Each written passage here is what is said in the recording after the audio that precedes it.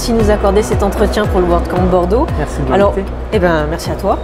Aujourd'hui, on parle multilinguisme sur WordPress. Alors, c'est quoi ce terme? Explique-nous. Le multilinguisme, c'est la capacité d'un site à être disponible dans différentes langues et donc de proposer des contenus tout autour du monde, tout simplement. Alors, comment ça se passe sur WordPress justement? On entend multisite, monosite, etc. Décris-nous un peu les étapes. Alors, effectivement, dans ma présentation, j'ai présenté 3 méthodes d'approche pour le multilinguisme dans WordPress. C'est le monosite multilingue, donc un seul site avec plusieurs langues, ou le multisite monolingue, donc plusieurs sites avec une seule langue, ou le multisite multilingue, plusieurs sites au sein de la même instance WordPress, mais chacun disposant de différentes langues. Alors, comment ça se passe concrètement, techniquement? Comment on place un monosite avec plusieurs langues et un multisite? Très bonne question. Il y a deux approches différentes. Effectivement, pour le monosite multilingue, j'ai tendance à préconiser l'utilisation de polylangue, qui va donc au sein d'un seul site mettre à disposition plusieurs langues. Pour le multisite monolingue, utiliser le plugin Multilingual Press de chez Imside, une agence allemande, qui va donc faciliter les interactions entre les différents sites. Et pour le multisite multilingue, c'est tout simplement du multisite couplé avec polylangue.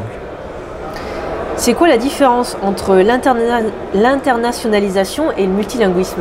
Ah, très bonne question. Effectivement, j'ai dans ma présentation voulu faire une présentation globale du multilinguisme, et ça commençait effectivement par ça, que de montrer aux gens qu'il y a 5 aspects différents dans le multilinguisme, qui est la transcription, donc faire de la publicité adaptée selon les différents pays, de la globalisation, qui est présenter un produit tout autour du monde, le même produit, l'internationalisation qui est la traduction pure et dure d'une chaîne de caractères, donc pas de contenu, et à l'inverse, la localisation qui est justement la manière de adapter un contenu dans une autre langue. Tu penses que c'est un besoin essentiel actuellement par rapport aux constructions de sites sur WordPress? Ou sur WordPress, peut-être. De manière générale, je dirais oui, puisque en fait, la conclusion que j'étais amené à mettre en avant, c'est que ça demande du temps de mettre en place un site multilingue, mais les bénéfices sont une augmentation de trafic, une augmentation jusqu'à 47%. Par exemple, la sauce a augmenté de 37% juste en ajoutant 2 langues sur son site, des taux de conversion, de vente.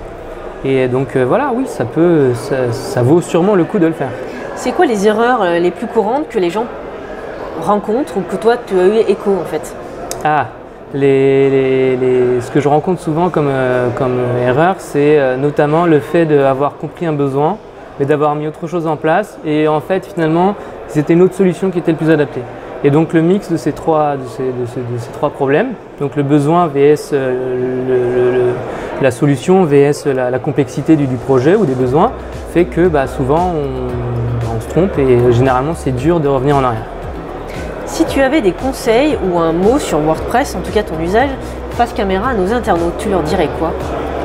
Le multilinguisme, c'est très intéressant pour mettre en place un site dans plein de pays et donc augmenter le trafic, les taux de conversion de vente et ainsi de suite. Donc c'est quelque chose que je préconise et qu'il faut utiliser. Maxime, merci. Merci beaucoup. À bientôt.